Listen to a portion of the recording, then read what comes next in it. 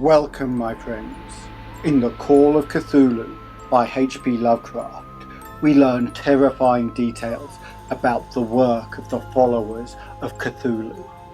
In Part 1, The Horror in Clay, Francis Thurston discovers a strange bas-relief amongst the papers of his great uncle. The bas-relief depicts a monstrous creature and is linked to disturbing dreams experienced by various individuals, including an artist and sculptor called Wilcox. As he looks through the papers and researches, Thurston realizes that the strange landscapes may be real. Watch what you dream, as dreams have power and may have an impact on your sanity. Now come and sit, as it is time to enter the Cave of Chronicles.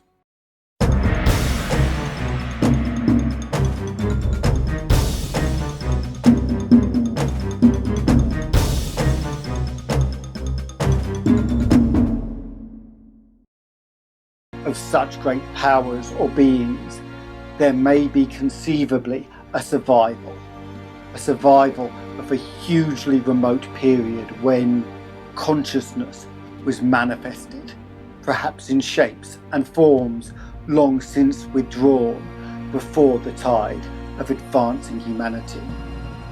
Forms of which poetry and legend alone have caught a flying memory and called them gods, monsters, mythical beings of all sorts and kinds.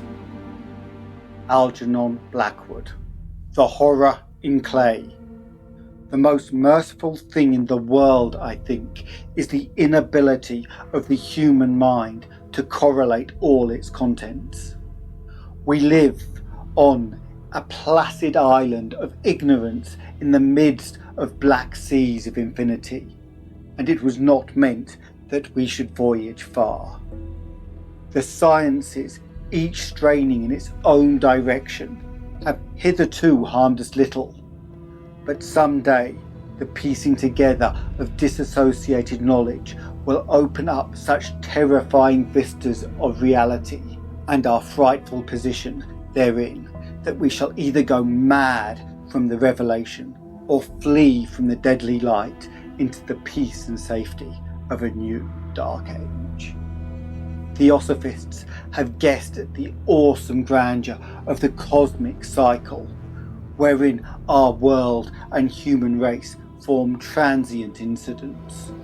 They have hinted at strange survivals in terms which would freeze the blood if not masked by a bland optimism.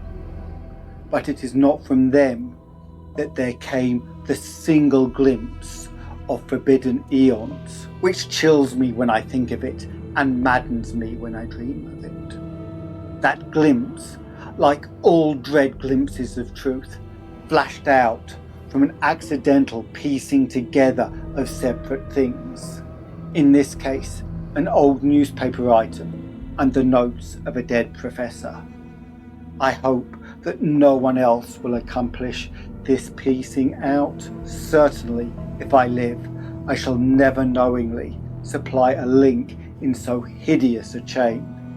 I think that the professor too intended to keep silent regarding the part he knew, and that he would have destroyed his notes had not sudden death seized him. My knowledge of the thing began in the winter of 1926 to 27 with the death of my granduncle, George Gamel Angell, Professor Emeritus of Semitic Languages in Brown University, Providence, Rhode Island. Professor Angell was widely known as an authority on ancient inscriptions and had frequently been resorted to by the heads of prominent museums, so that his passing at the age of 92 may be recalled by many. Locally, interest was intensified by the obscurity of the cause of death. The professor had been stricken whilst returning from the Newport boat, falling suddenly, as witnesses said, after being jostled by a nautical-looking man who had come from one of the queer dark courts on the precipitous hillside which formed a shortcut from the waterfront to the deceased's home in William Street. Physicians were unable to find any visible disorder, but concluded, after perplexed debate, that some obscure lesion of the heart induced by the brisk ascent of so steep a hill by so elderly a man was responsible in the end. At the time, I saw no reason to dissent from this dictum, but latterly I'm inclined to wonder, and more than wonder. As my granduncle's heir and executor, for he died a childless widower, I was expected to go over his papers with some thoroughness, and for that purpose moved his entire set of files and boxes to my quarters in Boston. Much of the material which I correlated will be later published by the American Archaeological Society, but there was one box which I found exceedingly puzzling, and which I felt much adverse to showing to other eyes. It had been locked, and I did not find the key till it occurred to me to examine the personal ring which the professor always carried in his pocket. Then indeed I succeeded in opening it, but when I did so, seemed only to be confronted by a greater and more closely locked barrier. For what could be the meaning of the queer clay bas-relief and the disjointed jottings and ramblings and cuttings which I found? Had my uncle, in his latter years, become credulous of the most superficial impostors? I resolved to search out the eccentric sculptor responsible for this apparent disturbance of an old man's peace of mind. The bas-relief was a rough rectangle, less than an inch thick and about 5 by 6 inches in area, obviously of modern origin. Its designs, however, were far from modern in atmosphere and suggestion, for although the vagaries of cubism and futurism are many and wild, they do not often reproduce that cryptic regularity which lurks in prehistoric writing. And writing of some kind, the bulk of these designs seems certainly to be, though my memory, despite much familiarity with the papers and collections of my uncle, failed in any way to identify this particular species or even hint at its remotest affiliations. Above these apparent hieroglyphs was a figure of evidently pictorial intent, though its impressionistic execution forbade a very clear idea of its nature. It seemed to be a sort of monster, or symbol representing a monster, of a form which only a diseased fancy could conceive. If I say that my somewhat extravagant imagination yielded simultaneous pictures of an octopus, a dragon, and a human caricature, I shall not be unfaithful to the spirit of the thing. A pulpy, tentacled head surmounted a grotesque and scaly body with rudimentary wings. But it was the general outline of the whole which made it most shockingly frightful. Behind the figure was a vague suggestion of a cyclopean architectural background. The writing accompanying this oddity was, aside from a stack of press cuttings in Professor Angell's most recent hand, and made no pretense to literary style. What seemed to be the main document was headed Cthulhu Cult, in characters painstakingly printed to avoid the erroneous reading of a word so unheard of. The manuscript was divided into 2 sections, the first of which was headed 1925, Dream and Dream Work of H.A. Wilcox, 7 Thomas Street, Providence, Rhode Island, and the second, Narrative of Inspector John R. Legras, 121 Benville Street, New Orleans, Louisiana, at 1908 AAS MTG. Notes on same and Prof. Webb's account. The other manuscript papers were all brief notes, and some of them accounts of the queer dreams of different persons, some of them citations from theosophical books and magazines, notably W. Scott's Atlantis and Lost Lemuria, and the rest comments on the long-surviving secret societies and hidden cults, with references to passages in such mythological and anthropological sourcebooks as Fraser's Golden Bough and Miss Murray's Witch Cult in Western Europe. The cuttings largely alluded to some outre mental illnesses and outbreaks of group folly or mania in the spring of 1925.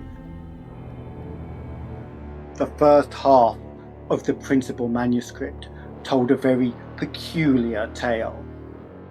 It appears that on March 1st, 1925, a thin, dark young man of neurotic and excited aspect had called upon Professor Angell, bearing a singular clay bas-relief, which was then exceedingly damp and fresh. His card bore the name of Henry Anthony Wilcox, and my uncle had recognised him as the youngest son of an excellent family slightly known to him, who had latterly been studying sculpture at the Rhode Island School of Design and living alone at the Fleur-de-Lis building near that institution. Wilcox was a precocious youth of known genius, but greater eccentricity, and had from childhood excited attention through the strange stories and odd dreams he was in the habit of relating. He called himself psychically hypersensitive, but the staid folk of the ancient commercial city dismissed him as merely queer. Never mingling much with his kind, he had dropped gradually from social visibility, and was now known only to a small group of aesthetes from other towns. Even the Providence Art Club, anxious to preserve its conservatism, had found him quite hopeless. On the occasion of the visit, ran the professor's manuscript, the sculptor abruptly asked for the benefit of his host's archaeological knowledge in identifying the hieroglyphs on the bas-relief. He spoke in a dreamy, stilted manner which suggested pose and alienated sympathy, and my uncle showed some of his sharpness in replying, for the conspicuous freshness of the tablet implied kinship with anything but archaeology. Young Wilcox's rejoinder, which impressed my uncle enough to make him recall and record it verbatim, was of a fantastic, poetic cast which must have typified his whole conversation, and which I have since found highly characteristic of him. He said, "It is new indeed, for I made it last night in a dream of strange cities, and dreams are older than brooding Tyre, for the contemplative Sphinx or garden-girdled Babylon." It was then that he began that rambling tale which suddenly played upon a sleeping memory and won the feathered interest of my uncle. There had been a slight earthquake tremor the night before, the most considerable felt in New England for some years, and Wilcox's imagination had been keenly affected. Upon retiring, he had had an unprecedented dream of great cyclopean cities of Titan blocks and sky-flung monoliths, all dripping with green ooze and sinister with latent horror. Hieroglyphs had covered the walls and pillars, and from some undetermined point below had come a voice that was not a voice, a chaotic sensation which only fancy could transmute into sound, but which he attempted to render by the almost unpronounceable jumble of letters. Cthulhu, Fatagan. This verbal jumble was the key to the recollection which excited and disturbed Professor Angell. He questioned the sculptor with scientific minuteness and studied with almost frantic intensity the bas-relief on which the youth had found himself working, chilled and clad in only his nightclothes, when waking had stolen bewilderingly over him. My uncle blamed his old age. Wilcox afterwards said for his slowness in recognising both hieroglyphs and pictorial design. Many of his questions seemed highly out of place to his visitor, especially those which tried to connect the latter with strange cults or societies. And Wilcox could not understand the repeated promises of silence which he was offered in exchange for an admission of membership in some widespread mystical or paganly religious body. When Professor Angell became convinced that the sculptor was indeed ignorant of any cult or system of cryptic lore, he besieged his visitor with demands for future reports of dreams. This bore regular fruit, for after the first interview, the manuscript records daily calls of the young man, during which he related startling fragments of nocturnal imagery whose burden was always the same terrible cyclopean vista of dark and dripping stone, with a subterranean voice or intelligence shouting monotonously in enigmatical sense impacts unscribblable save as gibberish. The two sounds most frequently repeated are those rendered by the letters Cthulhu and Alaya. On March 23rd, the manuscript continued. Wilcox failed to appear, and inquiries at his quarters revealed that he had been stricken with an obscure sort of fever and taken to the home of his family in Waterman Street.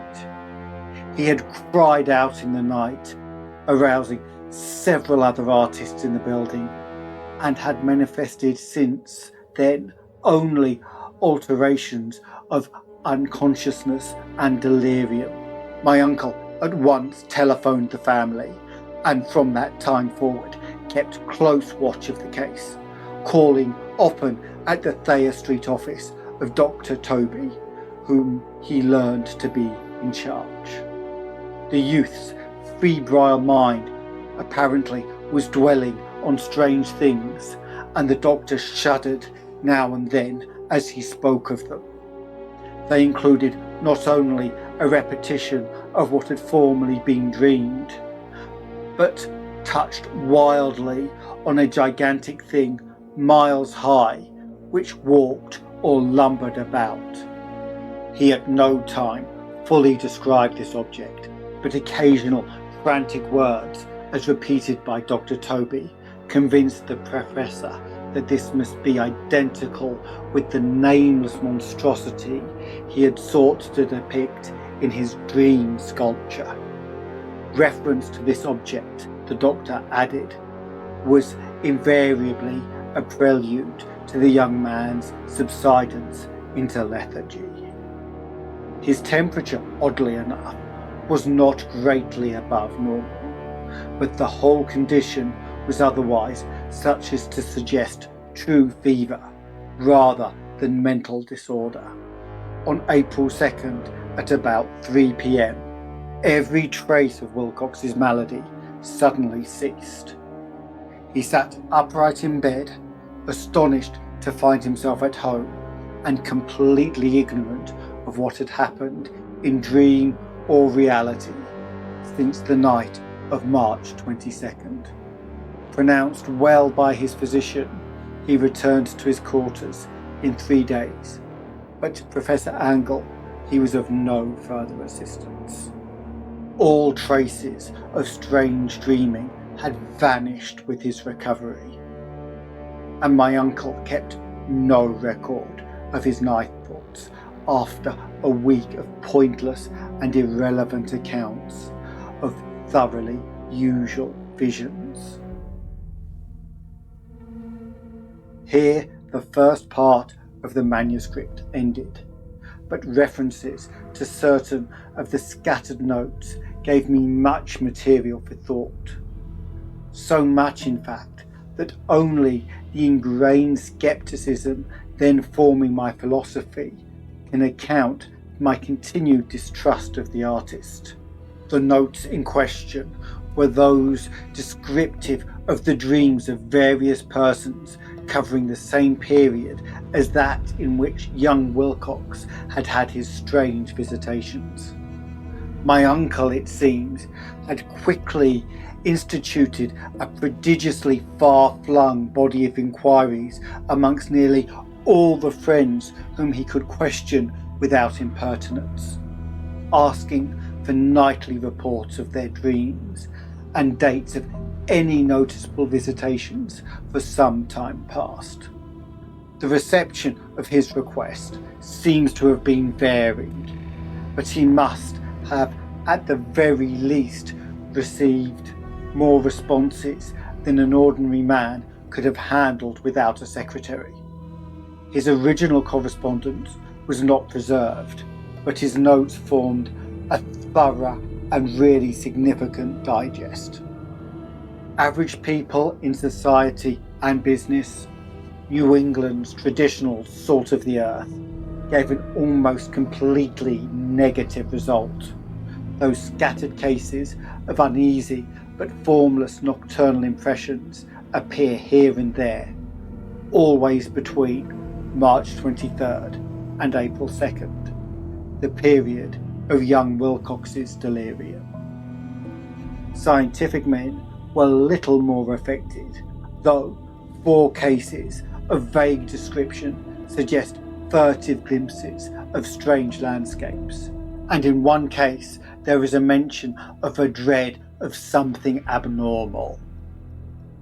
It was from the artists and poets that the pertinent answers came, and I know that panic would have broken loose had they been able to compare notes. As it was, lacking their original letters, I half suspected the compiler of having asked leading questions, or of having edited the correspondence in corroboration of what he had latently resolved to see. That is why I continue to feel that Wilcox, somehow cognizant of the old data which my uncle had possessed, had been imposing on the veteran scientist. These responses from aesthetes told a disturbing tale. From February 28th to April 2nd, a large proportion of them had dreamed of very bizarre things, the intensity of the dreams being immeasurably stronger during the period of the sculptor's delirium. Over a fourth of those who reported anything reported scenes and half sounds not unlike those which Wilcox had described, and some of the dreamers confessed acute fear of the gigantic, nameless thing visible towards the last. One case, which the note describes with emphasis, was very sad. The subject, a widely known architect with leanings towards theosophy and occultism, went violently insane on the date of young Wilcox's seizure, and expired several months later after incessant screamings to be saved from some escaped denizen of hell. Had my uncle referred to these cases by name instead of merely by number, I should have attempted some corroboration and personal investigation. But as it was, I succeeded in only tracing down a few. All of these, however, bore out the notes in full. I have often wondered if all the objects of the professor's questioning felt as puzzled as did this fraction. It is well that no explanation shall ever reach them. The press cuttings, as I have intimated, touched on cases of panic, mania, and eccentricity during the given period. Professor Angell must have employed a cutting bureau, for the number of extracts was tremendous, and the sources scattered across the globe.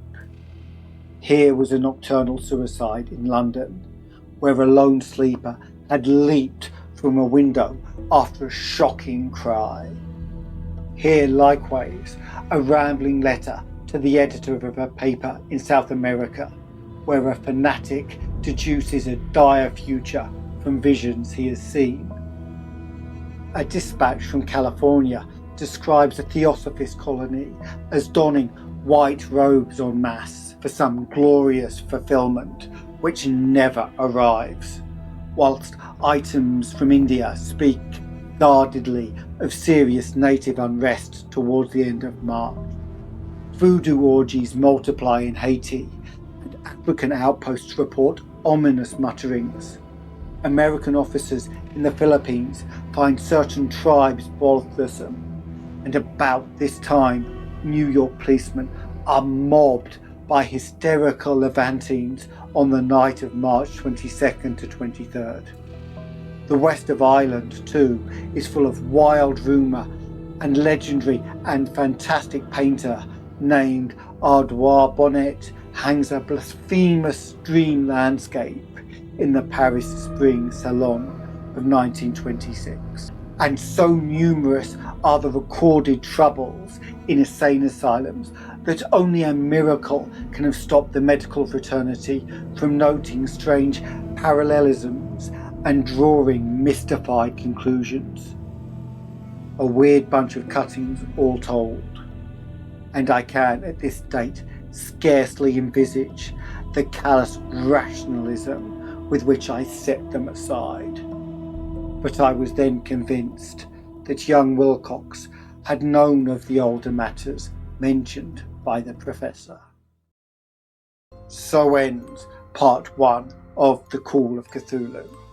In part 2, we learn of the investigation performed by Inspector Legras, involving a cult in the swamps of Louisiana. I also have 1-minute stories, shorts that blend together to form a longer original story, currently based in the world of the Cthulhu mythos.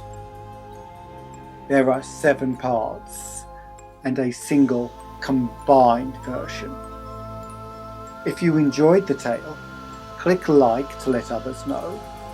Subscribing will let you travel with us on future adventures, with the bell notifying you as we set off. If you want to join our band of intrepid explorers of the unknown, come visit us on Patreon, where we have a Discord server where you can share in the discussion about the stories told with both myself and other members. There will also be behind the scenes content, early access content, and options to guide which stories are chosen. Let me know in the comments if you would like to experience more Lovecraft in later episodes, and if there are any specific stories you would like to see portrayed in this format. See the description for details of the Patreon, our other social media pages, and for a link to Canje Studios to find out about Arkham horror board games. Click here to hear about the Dunwich Horror, or the short story about the fall of Jebediah Hawthorne, librarian at Miskatonic University. Until next time, farewell. Remember to watch for the feel of tentacles in your mind, as it could be Cthulhu, looking for a way in.